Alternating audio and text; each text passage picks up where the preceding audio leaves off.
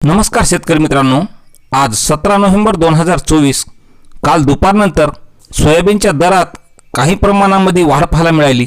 पण एकंदरीत संपूर्ण महाराष्ट्रात काय मिळाला सोयाबीनला दर पाहूयात वेळ न लावता लगेच आपल्या व्हिडिओच्या माध्यमातून।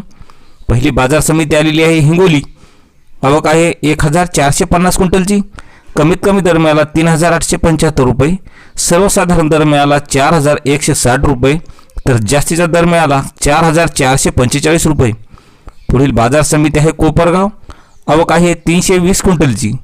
कमीत कमी दर मिळाला 3200 रुपये, सर्वसाधारण दर मिळाला 4160 रुपये, तर जास्तीचा दर मिळाला 4246 रुपये। पुढील बाजार समिती मेहकर। आवक आलेली आहे 1970 क्विंटलची। कमीत कमी दर मिळाला 3500 रुपये, सर्वसाधारण दर मिळाला 4300 रुपये, तर जास्तीचा दर मिळाला 4550 रुपये। पुढील बाजार समिती ताडकळस। आवक आलेली आहे 607 क्विंटलची।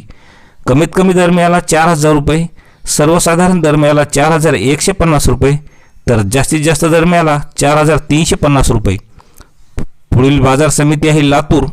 आवक आलेली आहे 28633 क्विंटलची। कमीत कमी दर मिळाला 4181 रुपये, सर्वसाधारण दर मिळाला 4200 रुपये, तर जास्तीचा दर मिळाला 4240 रुपये। पुढील बाजार समिती जालना। आवक आलेली आहे 13719 क्विंटलची। कमीत कमी दर मिळाला 3300 रुपये, सर्वसाधारण दर मिळाला 4250 रुपये, तर जास्तीत जास्त दर मिळाला 4650 रुपये। आणि शेवटची बाजार समिती अकोला।